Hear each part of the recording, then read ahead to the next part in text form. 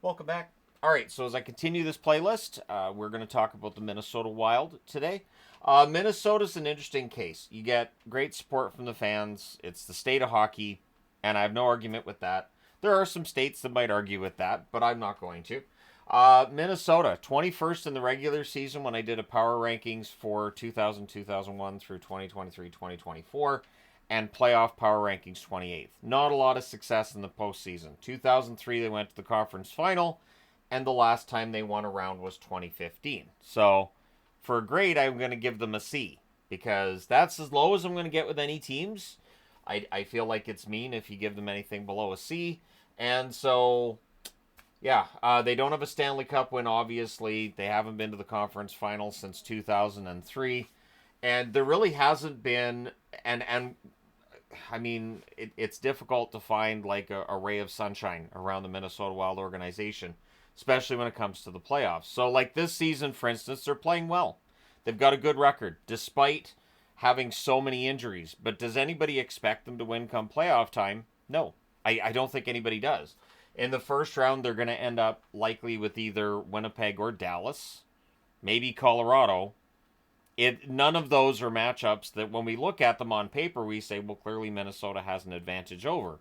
So that's something that's a problem for them. It's not totally dissimilar to like Toronto with the Atlantic Division, where you can have the argument maybe Toronto would have won rounds against Metro opponents rather than some of the Atlantic opponents they've had, but you still have to win the series that's presented to you. And in Minnesota's case, they've not been able to do that since 2015. And even then, that's one round that they won, and then they lost in the second round. Now, I can point out that the channel became a hockey channel in 2016. So, Minnesota fans, maybe it's my fault. Maybe the Minnesota difficulties in the playoffs are my fault. Either way, Minnesota's had a strong history, and they've had some very good players. And when you look at the scoring leaders over this time period, going back to 2000, 2001, and not including this season's numbers, Mikko Koivu, the leading scorer for Minnesota, 1,028 games played, 205 goals, 504 assists, 709 points. Koivu, an excellent player for this team for a very long time. Marian Gaborik, the first superstar this team had, 470 games played, 211 goals, 211 assists, 422 points. His speed and his stick handling, absolutely fantastic, elite level.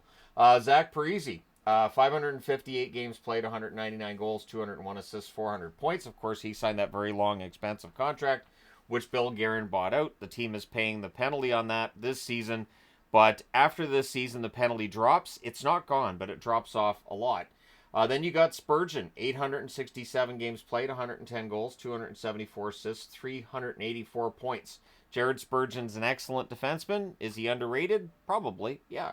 And then Suter, the other player who got that massive contract at the same time as Parise, 656 games with Minnesota, 55 goals, 314 assists, 369 points. PM Bouchard, 565 games played, 106 goals, 241 assists, 347 points. Kirill the Thrill is on the board, of course. 278 games played, 160 goals, 170 assists, 330 points. Andrew Burnett, 489 games played, 119 goals, 202 assists, 321 points. Before he was a coach, he was a pretty darn good player. I like Burnett. Granlund, 461 games played, 93 goals, 224 assists, 317 points. And Matt Zuccarello, 324 games, 84 goals, 197 assists, 281 points. Zuccarello playing with Kaprizov seems to have, added years to his career, at least I think it has. And Zuccarello's a player that I like quite a bit. Then you get to the goaltenders, and Nicholas Backstrom being the leader, and yes, that's the same name as the player from Washington. And it was confusing for a while there that you had two Nick Backstroms in the NHL. But a record of 194, 142, and 50, 915 save percentage. Backstrom, probably an underrated goaltender when he was at his peak. Dubnyk, 177, 113, and 28 record, 918 save percentage. Devin Dubnyk had a ridiculous run with Minnesota. After being cut by the Oilers and bouncing around a little bit after that, in that he went to Arizona, I believe, first and then Minnesota. But yeah, in Minnesota, Dubnyk was fantastic. Fernandez, a record of 102, 95, and 26, 913 save percentage. And Dwayne Rollison, a record of 62, 71, and 27, 919 save percentage. One thing Minnesota has always prioritized, defense and goaltending. Right from their first season right through until now, defense and goaltending have always seemed to be a major priority. And I understand that it's a priority for every team, but they get that first. The offense has always seemed to be maybe thought of after. That seems to be changing a bit with now the offense that Kaprizov's helping to lead and some of the young players in the lineup like Boldy and Rossi. But still, defense and goaltending have been the hallmarks of this organization throughout their existence. Now, they've had some coaches along the way. Jacques Lemaire, who was part of the reason they get to the 2003 conference finals, where they lost against Anaheim in what I still say might have been the most boring series I've ever watched. And I say that with all love for both franchises for getting as far as they did in 03 when nobody gave them a chance to get there. Todd Richards was coach after Jacques Lemaire, then Mike Yeo, John Torchetti. Bruce Boudreau gets his turn, of course, behind the bench for Minnesota. Dean Evason up until this season, and John Hines takes over after Dean Evason. Hines has done a good job in Minnesota, but you're going to be measured by your playoff success. There hasn't been playoff success in Minnesota. It's going to be frustrating for Wild fans if they have another strong regular season and then in the playoffs are out in the first round. And I don't know if one round is going to be enough. I think if they win in the first round and lose in the second round, there's still going to be a lot of consternation. Although this team's set up pretty well for the future. And as I said, the penalty for Parise and Suter both drop off this summer. General managers, Doug Risebrough put things together initially. They went with a younger roster when Columbus came in. Columbus went with a more experienced roster. So the expectation was Minnesota wouldn't be quite as good as Columbus coming in, and that was true. But Minnesota was set for more success later on, which was also true with that 2003 conference final appearance. Chuck Fletcher was the next general manager after Doug Risebrough departs. Paul Fenton became general manager, and of course currently Bill Guerin, who is Team USA's GM as well. He has been an interesting general manager to watch. There have been times where he's made some moves, including the buyouts of Parise and Suter that were kind of head scratchers at the time.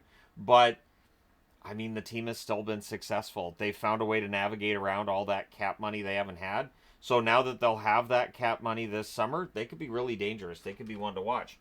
And then you get to captains. 2007, 2008 was their first year with captains. I went through multiple sources going, really?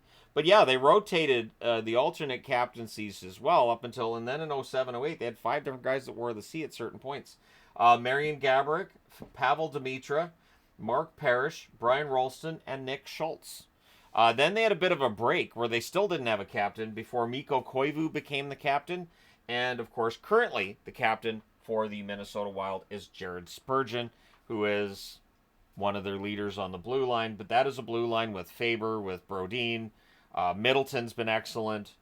As I stated before, the Minnesota Wild prioritized their defense and their goaltending. And who knows? Maybe this is the year. I did do a video early in the season. I did say I could see them as a contender. I would love to see that. I would love to see Minnesota finally break through in the playoffs and go on a bit of a run, because we do like to see teams make runs that haven't for a long time, don't we? So Minnesota would be fun? No? Anyways, let me know your thoughts in the comment section below regarding the Minnesota Wild. Hit like and subscribe if you haven't done so already. Thank you guys so much for all your support as always. I will talk to you again soon.